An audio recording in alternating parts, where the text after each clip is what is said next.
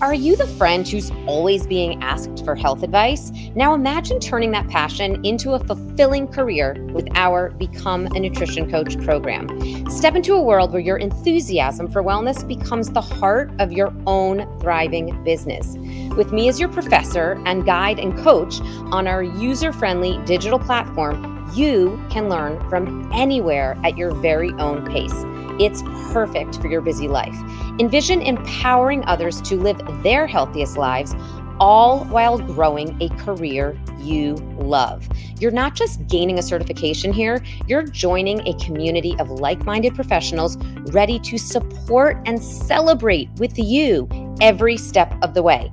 So what are you waiting for? It's time to nourish your future and help change lives, including your own. Head over to nutritiouslife.com/BNC for a free class and a sneak peek of the program. Your journey to becoming a nutrition coach begins now. Welcome. I'm Keri Glassman, your host of the Living a Nutritious Life podcast. And on this week's episode, I had the pleasure of chatting with Dr. Robert Whitfield, a world-renowned holistic plastic surgeon certified by the American Board of Plastic Surgery, specializing in breast implant illness and pioneering surgical techniques. More in the show notes on Dr. Whitfield, so definitely go check that out. We dove deep into how he performs explant surgery and how Dr. Whitfield got into that field. And we also discussed his SHARP program that bases supplement recommendations and a whole surgical recovery program on genetic testing and many other factors. We also looked at the complexities of breast implant illness and the power of a holistic approach. I was happy to hear Dr. Whitfield's focus on sleep with his patients. He focuses a lot on that. And as a pillar of a nutritious life, I was really excited to hear his thoughts on that. We also discussed reducing chronic inflammation and strength training. So lots of good stuff in here. Take a listen. And as always, please rate, review, and share.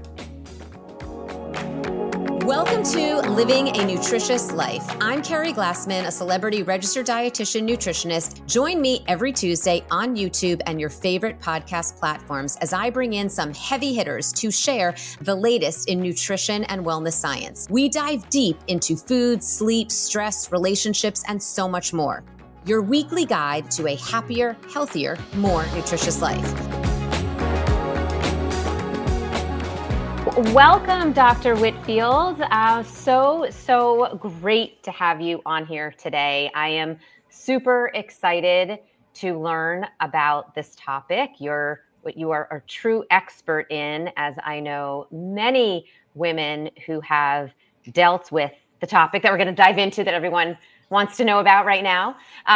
So first, before we get into explants, and breast implant illness, I want to ask you, how did you go from being an oncology surgeon to really becoming an expert in breast implant illness? Well, thanks for giving me the opportunity to speak to you and your audience. I'm sure they'll be interested in this topic. So for the first 20 years of my career, I did oncologic reconstructive surgery for patients with head and neck cancer, sarcoma, and the most prevalent cancer we see is breast cancer. Mm-hmm. So we had done similar surgeries over time for patients with problems with their breast reconstructions that were done with implants.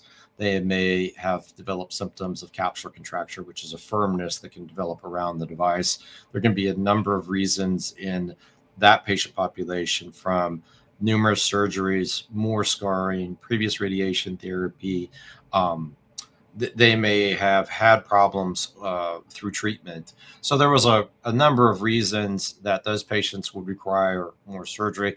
What I did for a number of years was use a microsurgical technique to perform an operation called the DIEP free flap, which takes the lower abdominal tissue connected to the blood supply, so the artery and vein, and in some instances the nerves, and connect those in the chest to the blood vessels underneath the sternum to restore the breast mound using that normal native tissue. So that was my niche.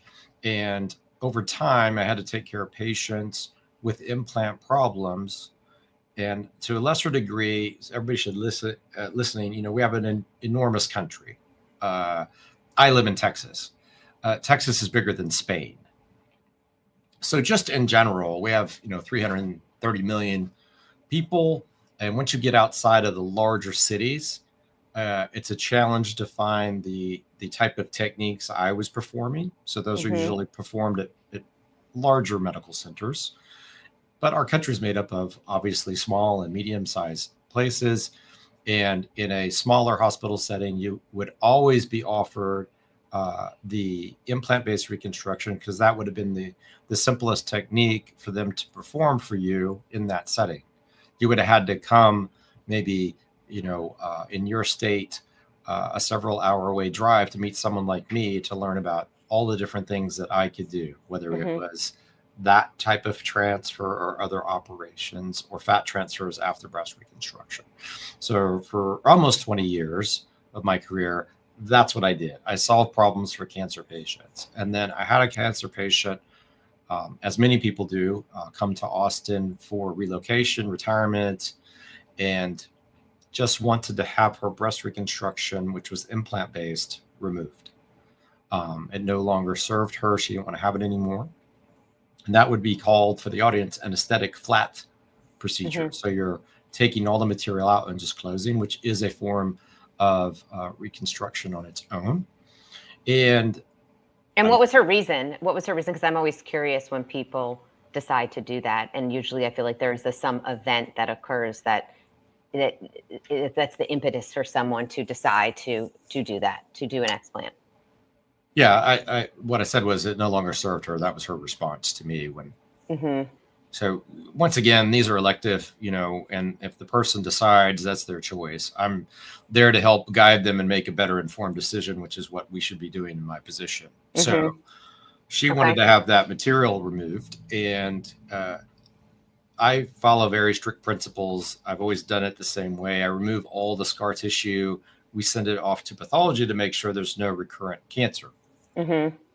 We also send it off to make sure that from a microbiology standpoint, it's looked at for bacteria, fungus, mycobacterium, anything that otherwise could harm the patient. So that was just my standard practice. And on all of her studies, her physical examination, blood work, and the scans that she had, everything was fine. She did have one symptom, which is unfortunately very common in patients who've had cancer and undergone treatment, is fatigue. Fatigue is pretty common, especially if someone's had chemotherapy. They may suffer from bone marrow suppression. They just chronically have a level of fatigue that's different than the regular population. So she had that. We performed her surgery. We waited for her results, and about a week out, we got her results back, and she had no evidence of recurrent cancer, which is first and foremost for her health. But she had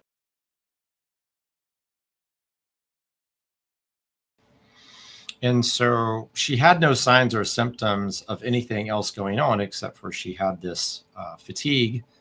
And I placed her on the antibiotic that was specific to that E. coli. And within about another week and a half or so, all of her fatigue was gone. So she had had an undiagnosed implant infection for an indeterminate period of time. And did she connect those dots? Was she thinking something about these implants is making me feel not right? This is why I'm tired. Because I think sometimes even when people don't know that, they just have that intuition about what's going on in their body. Yeah. After the fact, she was highlighting that was her concern. And maybe that was her more deep reason to have this done. And then subsequently, she put me on a Facebook group as somebody who would do implant removal surgery. And because I did it with removal of all the scar tissue, all of a sudden I just had people calling our office, not to have a breast reconstruction or anything like that, but to have implants removed. So my office at the time was a little confused by that. Right. And that's how it started. That was in 2016. Wow. Okay. So I know you, because you've now been writing about this and performing these surgeries, I guess now since 2016. So can you explain for everyone out there, especially people that maybe they're having symptoms and they don't even know that something's wrong with their implants. Talk to us about breast implant illness and what some of those signs and symptoms are. Sure, there's a series of cancers, breast implant associated cancers, whether they're lymphoma or squamous cell cancer. And in 2019, I gave testimony at the FDA hearings regarding developing some more research regarding breast implant illness. And we already discussed more research regarding the implant associated cancers. So that was kind of happening. I became president of a research foundation, and we funded research to try to better characterize what was going on in breast implant illness. And some papers were published. They had relatively small numbers of patients in them. So I recently published a paper with over 694 consecutive samples from explant specimens. So for everybody listening, your body forms a scar around an implant. That scar is not impenetrable, impervious. It's not like a fancy Gore-Tex jacket that's going to protect you from the weather. So that allows, think of like, for all those who are old enough, you may have had a Nana who crocheted things or knitted things. If you stretch that apart, you can see through it. There's openings. That's kind of how the scar capsule is in someone's body. And if bacteria is locked, like in this patient, up against the implant inside the scar capsule, that can interact with your breast tissue. Specifically, it interacts with a fatty acid. So you have to bear with me. There's some jargon here. So that fatty acid is called oleic acid, and it becomes oxidized. For everybody listening, you may have heard of oxidative stress. So anything that creates oxidation is not what we want. We want to be in a reduced state. We want to be able to recover. And the more oxidative problems you have, the more oxidative stress builds up in your body from a cellular level, the harder it is for you to recover. So this has been shown to create a molecule called oxylipin tenhome and other molecules that are oxylipins. So what does that all boil down to? These molecules are found to be higher in patients who are more symptomatic with breast implant illness.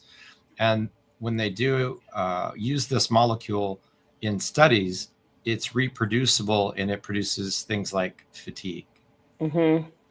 So for the first time, there's more of not me hypothesizing what's happening, to a patient, but now there's scientific proof that this can happen to a patient, and this is the reason why. And the study is very good.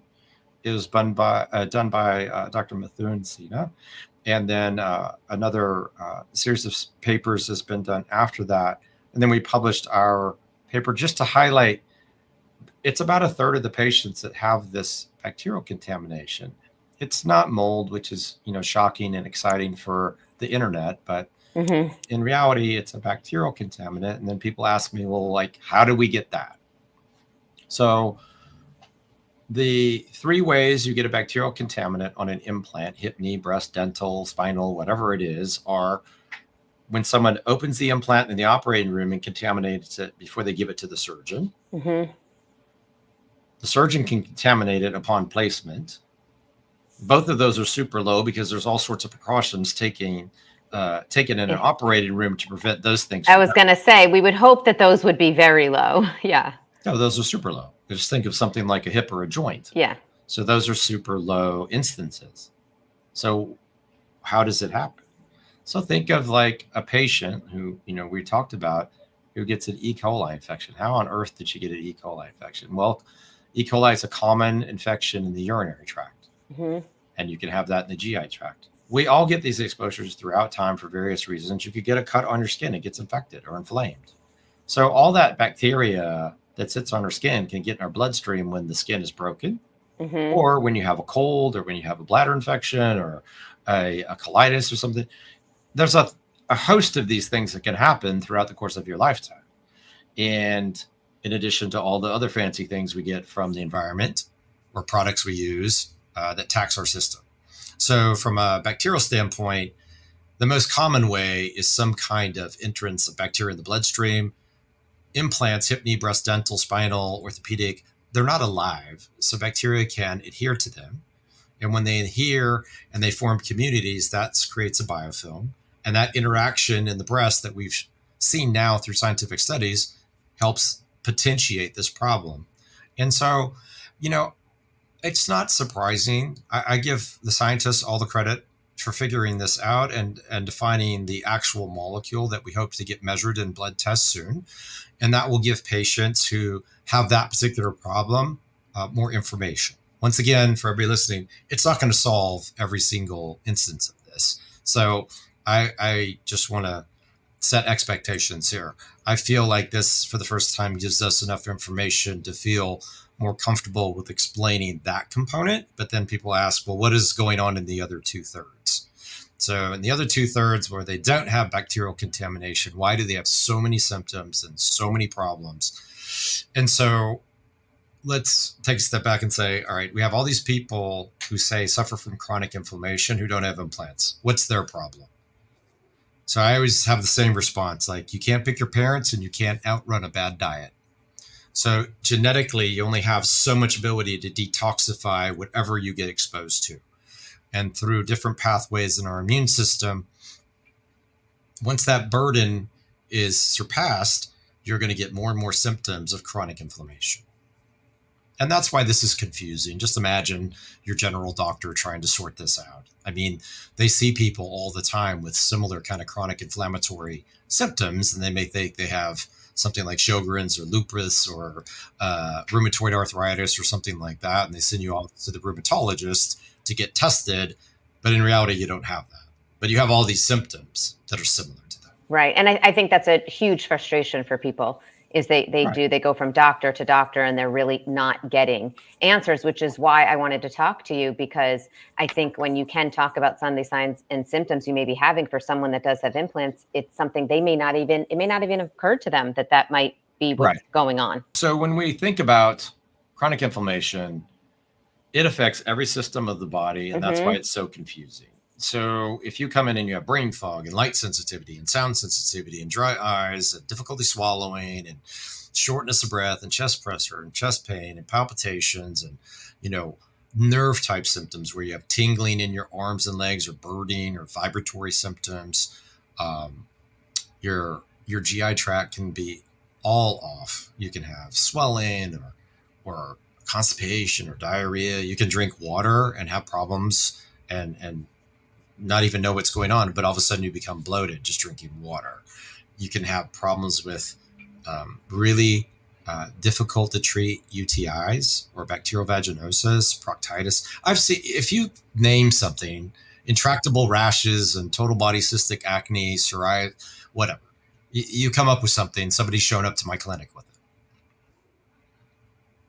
And that's the problem. Like, it doesn't fit a pattern. Like, I just named 20 odd things that I've seen, and there's 50 more that we could highlight, but that's super confusing to any provider trying to figure out what's wrong with someone. Okay, and then so what's your first step? What's the first thing you do there in that scenario? Yeah, so for me it's a different thought process. I don't really try to, from a symptom inventory, understand what's going on with you. I've seen all the symptoms like I just highlighted over and over again. So someone comes to me and I'm more interested in how do they cope with their day-to-day, week to week. Are they sleeping? What are they eating? What are they drinking? What products are they applying?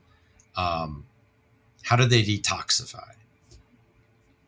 If those things, which in my patients are routinely impaired, that's where you start. You have to start by changing habits and rituals, depending on what you want to refer to them as. I think a lot of my patients in general have a lot of difficulty with sleep. They're in a very stressed state and they wake up constantly and they're in this constant fight or flight type situation. So we talk and try to get them into, if you want to think about a ritual or habit change, is going to bed, getting to sleep, because you only can recover when you sleep. So the first step and the most important thing to me to prioritize is always sleep. Mm-hmm. Yeah, we talk a lot about sleep at Nutritious Life. Sleep is a pillar of a nutritious life. And I totally agree with you that I think people often don't prioritize it. I mean, until maybe midlife, they start to understand that it is a big priority. But I think especially in younger people, they don't prioritize it as much as they may food and their diet and exercise and even hydration. For some reason, they think it's almost like a badge of honor. Oh, I don't need to sleep that much. I can power through my days on 4 hours sleep. And they don't realize that it really does catch up to you in a major way. And like you said, if you're not sleeping, you're not recovering. And I always say like that when you're sleeping, that's when your body is able to utilize all of that good nutrition that you're putting into it during the day. So if you're eating all this wonderful, beautiful food, you get to actually your body gets to put that to use in an antioxidant way and actually help your body recover throughout the evening, the night. So anyway, I like that you focus on sleep a lot. So I know you have your strategic, holistic, accelerated recovery program, which you call SHARP. And it's your personalized, comprehensive, and innovative approach to surgery recovery, not only for breast implant illness, but also for all surgical procedures. So sleep, I'm sure, is a big part of that. Can you tell us a little bit more about that? Yeah. So, and I want to go back to sleep for just one moment. Yeah, absolutely. I could talk about sleep all day. I think an underappreciated thing with respect to sleep is, we try to do, and it's part of my program as a 3-2-1. So try to get people to stop eating about 3 hours before bed, stop drinking a couple hours before bed, and get off screens, etc. Anything with blue light that's going to be stimulating about an hour before bed. Get the room cool enough, get the room dark enough, start winding down, not drinking alcohol to wind down, but actually doing it in a natural way. And then I will say, most people will look at me. You can't see me unless you're watching this online. I have a very bad case of sleep apnea. So I'm not overweight. I don't have a specific, neck or anatomic problem that you can see externally, but I have a big problem with sleep apnea. So women who I find in my clinic after or before explant, I talk to them about sleep like we just described, but I make sure that they understand that they need to be screened for these things to understand, you don't have to be a snorer to have sleep apnea. And it's a big problem to me in the patient population because you got 4 minutes before you suffer brain trauma from a lack of oxygen. So the last thing you want to do is deprive your brain, the most metabolically active organ, of oxygen. So if you have problems with sleeping and you try the things we're talking about and you still have difficulty, it would be in your best interest to either go have a sleep study done or get online. I have no financial relationship to ResMed, but they did a virtual test. I'm sorry, they did sent me the equipment to do a test, and then I had a virtual consult with a sleep doctor online. Because of my schedule, it's a little challenging. But I prioritize sleep, but you have to get enough cycles, the depth and quality and quantity, if you will, of sleep in order for it to actually serve you, like you're saying, with the proper hormone release, lymphatic drainage, glymphatic drainage for your brain. Otherwise, it's all for naught. You just wake up in the same kind of disrepair as when you went to sleep. How do you feel about using something like an Oura Ring? I'm a big fan of Oura Ring and tracking my sleep on that. Do you feel like that's helpful for your patients? So I've used Oura, a Whoop strap. I've used a Garmin watch and Ultra Human ring. So right now I rely on Ultra Human and Whoop because I feel like they're the most accurate in terms of correlation between HRV and depth and quantity. Also 8 Sleep, you can get put on your mattress and that will clarify it as well. I just had an Oura and it didn't correlate well enough for me. So I abandoned that and went to an Ultra Human ring. Yeah, I haven't tried that one. I have always wanted an 8 Sleep mattress, though. I have not invested in that yet, but I have definitely considered it. But I do like my Oura Ring, and I do track my sleep very religiously. So that's the beginning, right? You have to actually do something. Right. Many people come in, I'm sure they come into you, they come to me and they say, I get great sleep. You'd never want to say that to me because you're immediately going to get asked, how long do you sleep? What's your HRV? You're going to have to give me analytics. Otherwise, don't say it to me. Right. You got to back that up. Right. Yeah. So the basic thing about SHARP is it's it's a methodology you can apply for surgical recovery from any type of surgery. It looks at your genetics, your toxicity burden, your gut health, your hormone metabolism, your metabolomics, and hormone balance in a way to give you a big review of what's going on with you. So can you get into, I mean, obviously you're looking at someone's sleep. We just talked about that, but can you talk a little bit more about what else do you do? What else are you tracking? Because it also sounds like something that people might want to track regardless if they've had surgery or not. As it relates to sleep? No, as it just relates to this whole recovery program. Oh, right. Yes. Okay. So now you're saying the quiet part out loud. You can use my program as a health span improver. Yeah, right. That's what I'm longevity saying. tool. Yeah. Right. Like you're using it specifically because you're a surgeon and you want to help people recover in this holistic way from surgery. Right. But it sounds to me, just from the way you were talking about sleep, that this is a program that probably everybody could use just for recovery from life, just day-to-day recovery. Yeah, I remember I was in a group discussing this, and a literary agent said, "Oh, you just have a longevity book," and I said, "Oh, I never thought of it like that." But in reality, if someone needs a template, there's lots of people online talking about how they can, better engineer to the health span, and then Right. obviously your longevity. So this book is a tip of the hat to that, because in a patient population where inflammation to me leads to all the problems we have. Yeah, absolutely. So if you can take and make small changes to your rituals and habits, you will have a big enough change overall. So if I get a patient, in this setting, we're talking about explant situation. But if I had just a cosmetic surgery patient, so basically to interact with me, everybody does this program, or you don't interact with me. Because people can tell you, like they tell me all day long, they eat great, they sleep great, all these things. And then you break it down and they're eating gluten, they're having a bunch of dairy, all things that you can't do on my program, because they all lead to more problems with inflammation. Any kind of processed food. People come into my clinic all the time drinking out of a plastic water bottle after hearing me over and over again say, drink filtered water out of stainless or glass. I don't care if you're traveling. I know everybody's got a Stanley or some damn mug, so just use it. Right. Like, don't show up in my clinic drinking Fiji water out of a plastic water bottle. Right. That's not the right look. Right. You're going to get kicked out. You're not going into surgery.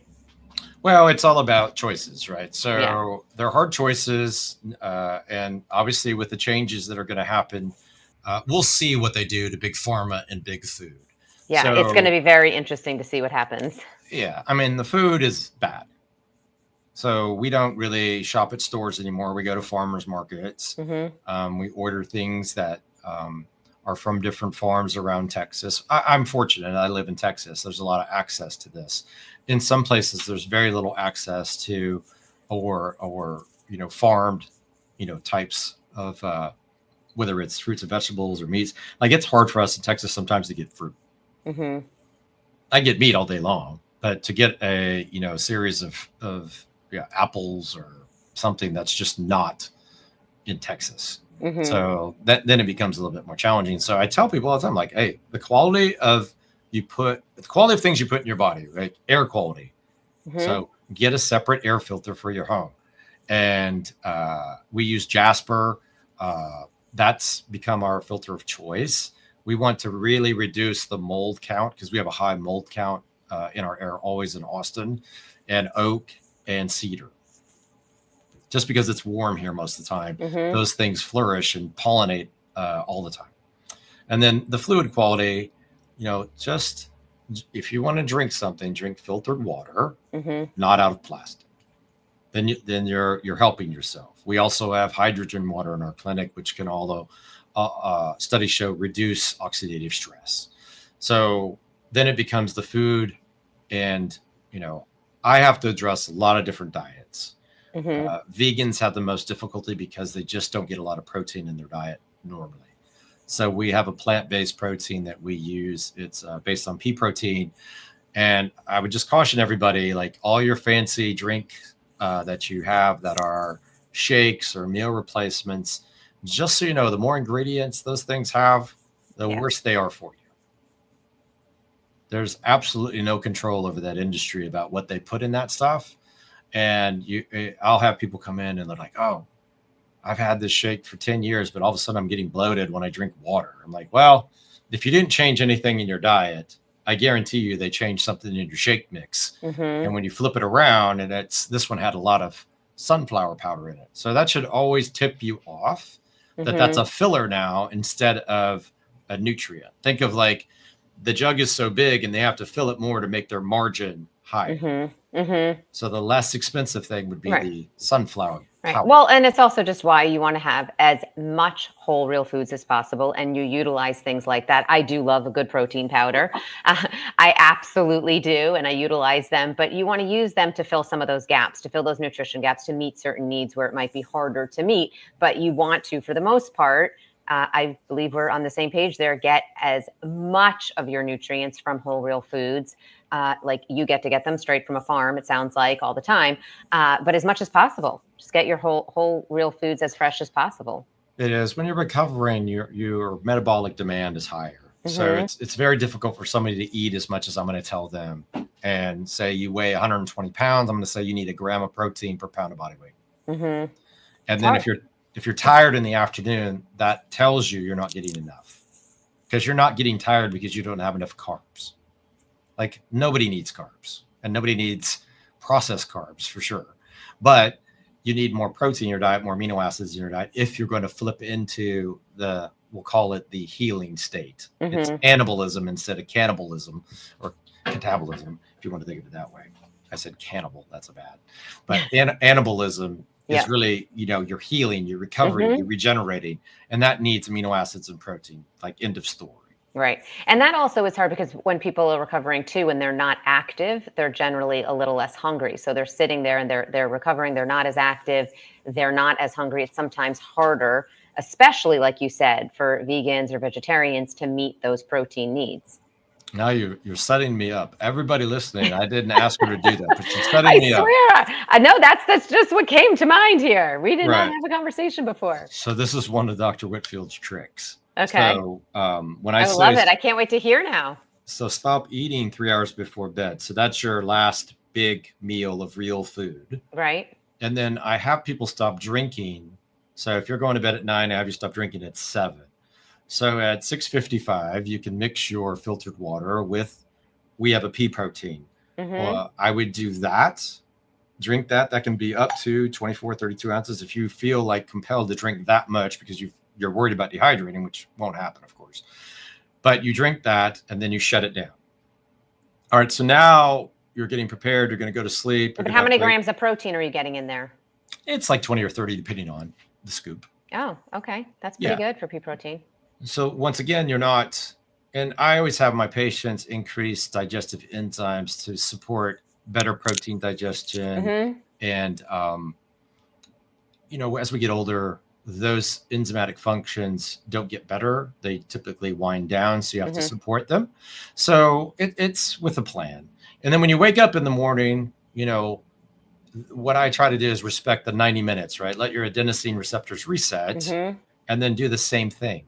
But this time you can do protein plus amino acids plus creatine plus whatever and hit that volume of water again. Now, what have you done? You've already got some fluid on board. It's just filtered water. You've increased your protein content. Most people don't actually get up and eat. Right. They wander around for however long and then they think about eating. A lot of people are so used to not eating breakfast, especially in our country, that's become a commonplace thing. So when people say they can't do that, I just give them the tools to help them accomplish that. Right. So that's right. So you're kind of getting, that's like a bonus 40 grams of protein if they had that drink before they went to bed or before they shut down for the night. And then they have that drink in the morning with another 20 or so grams of protein. So is that what you're saying? That's a way to get in an extra 40 grams? Yeah, you could get an extra 40 or 60 front end, back end without doing anything other than drinking a glass of filtered water with those. No, that makes sense. So then it becomes a much easier Right. And then you got to get someone to still have breakfast after that, though. I guess that can still be the challenge, but that's where I come in, I guess, right?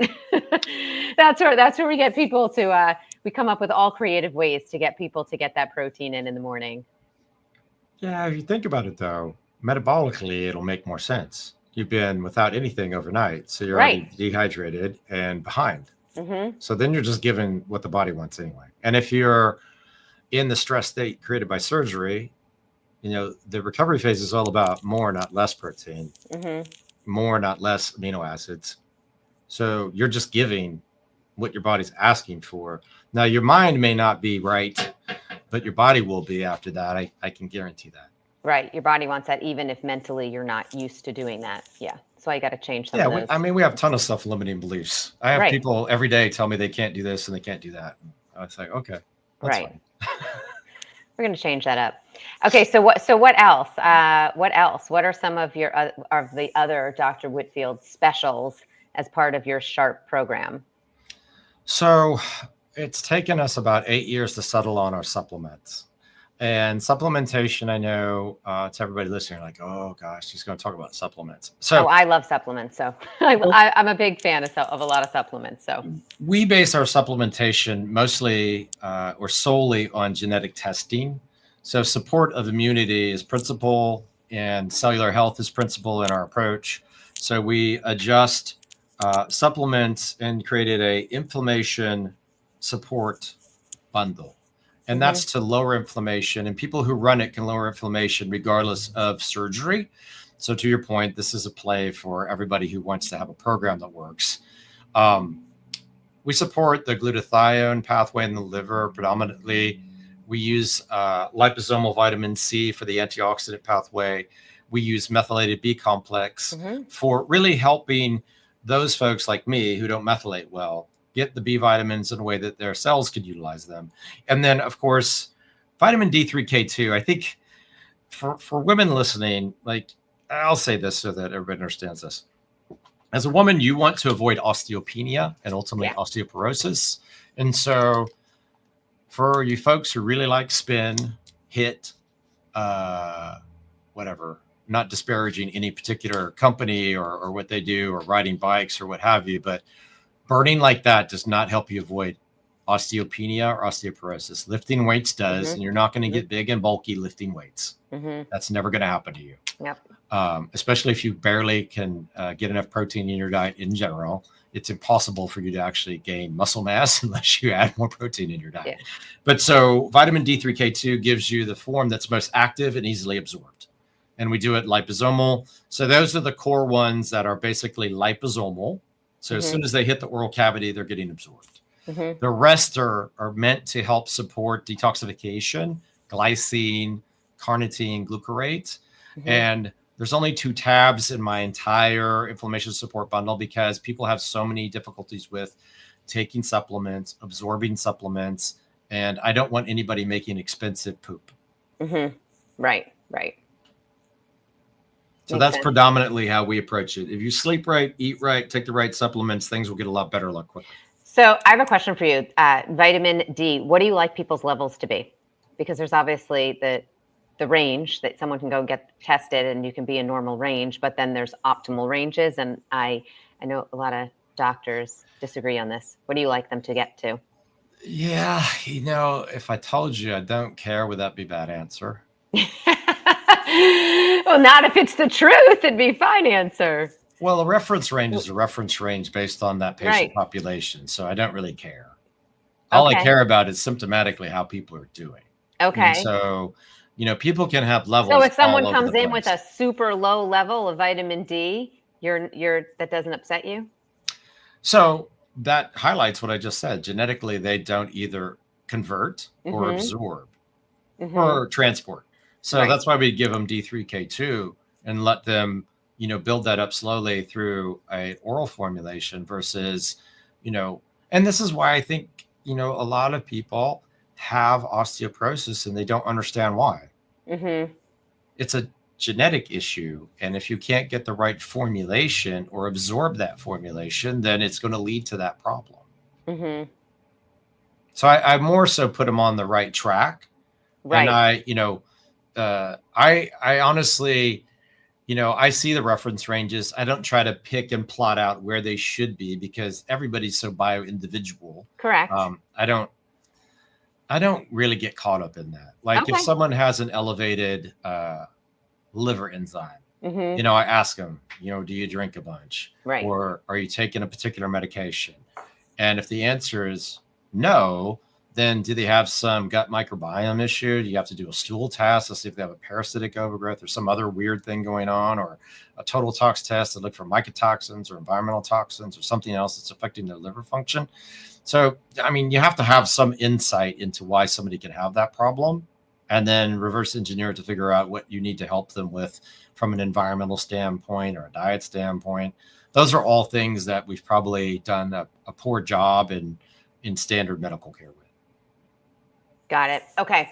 Yeah, I'm with you there. I want to go back for a moment to we were talking about at the beginning of our conversation to implants and explants. We shifted gears a little bit and we were focused on your SHARP program. Yeah, I was so intrigued hearing about your whole SHARP protocol. And everyone, you can check out the whole SHARP protocol in Dr. Whitfield's book. So everybody can learn all about it, whether you're recovering from surgery or not. Where can people get your book, by the way?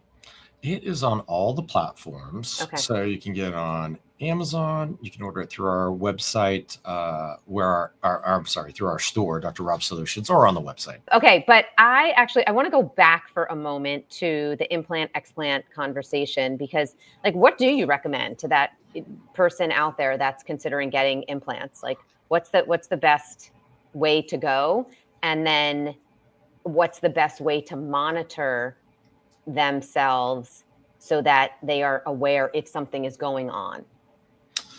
Well, so we'll take the surgical piece. So It takes a lot of courage, and I admire everybody who shows up to my office because nobody wants to show up at my office and have surgery. Mm-hmm. This is not going to make them, from an appearance standpoint, better, right? Mm-hmm. We're reducing a breast, and the reason they got implants was to have a larger, fuller breast for body image reasons, typically. And so I just help them by making the best informed decision. I don't ever tell anybody they need an explant. They've already determined that. They're coming in to talk to me about what are the options. Mm-hmm. So then for everybody else, which can be up to 6.6 to 30 million people, depending on who you're talking to, what are they going to do to help themselves right now? Mm-hmm. So we talk a lot about detoxing without retoxing because I think women are uniquely they're intuitive and they try to get themselves feeling better. They do all the things. They work and take care of the family, whether they feel good or not. And they push themselves far more so than I would say males do in general.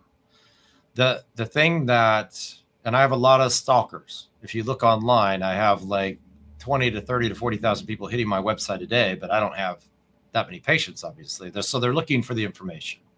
So the information is, running SHARP in a way that's effective to help you lower inflammation, because what you're experiencing is symptoms of chronic inflammation. That's why you don't feel well. And you go to the specialists, like we talked about, and they may put you on steroids.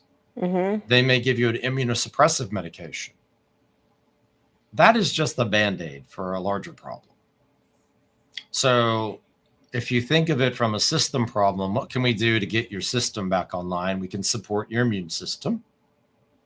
We can support your gut health by giving you the right foods and supplementation. You can work on your sleep patterns. You can work on your air quality and fluid quality. Those are the ways to start. Those are all habits you have to adjust, and those are the hardest things. And then supplementation. We do use cell core for detox. We do it in a supervised way because some patients can become a little ill with flu-like symptoms. That's usually referred to as a Herxenheimer reaction because you're detoxifying faster than your body can handle. And that goes back to our genetics, like we were talking about, and our toxicity burden. So we feel for the first time ever, we're going to open my program really up to everybody in a direct way, so that we can help more people feel better without surgery, because I can only operate on so many patients.